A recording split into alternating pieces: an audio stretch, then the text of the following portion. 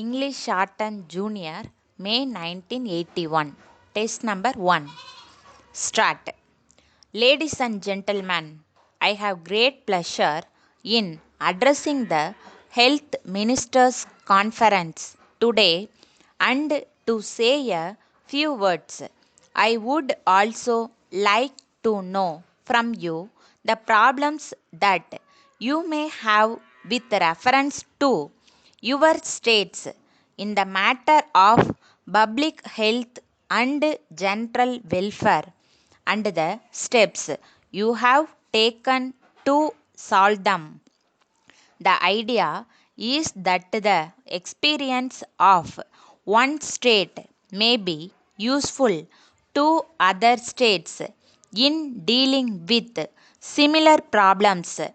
As far as the central government is concerned, the Minister for Health of the Government of India, who is also present here, will explain to you during the discussions that will be held in the next 2 days about the various schemes that the central government are implementing for the improvement of health and general welfare of the people.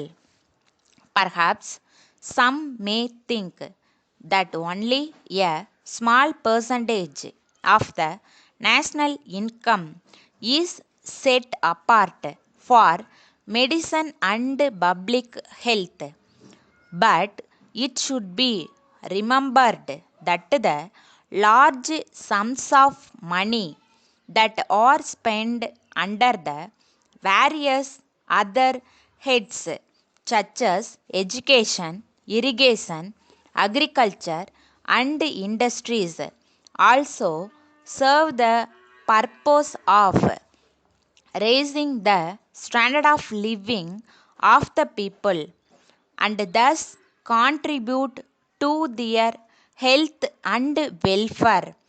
Take, for instance, education. The number of schools and colleges is increasing every year. These institutions enable the boys and girls to receive education and make them aware of the value of healthy living. Similarly, implementation of irrigation schemes means more water facilities for the large extent of land. Thus, more acres of land can be brought under cultivation, contributing to the increase in food production.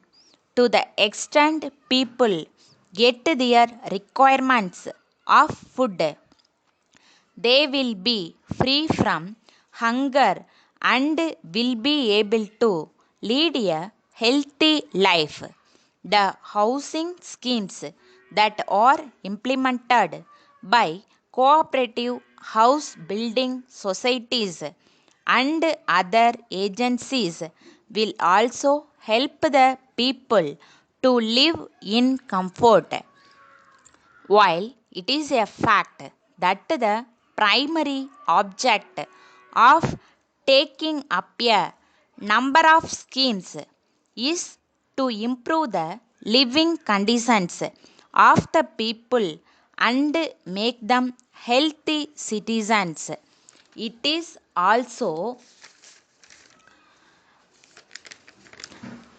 necessary to pay particular attention to prevent the spread of diseases and to provide medical facilities within the easy reach of the rural people. In this connection, we have to take a serious view of the tremendous growth in population and see that the rate of growth is reduced.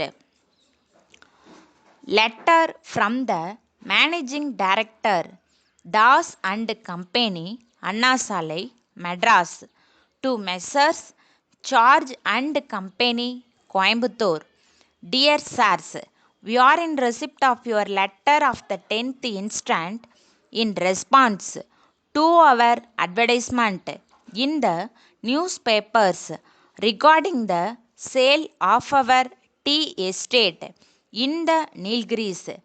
We are glad to inform you that the price of rupees 30 lakhs offered by you for the estate may be agreeable to us, but we are not in a position to accept it at this stage and give you our decision immediately, as the matter has to be placed before the board of directors of the company.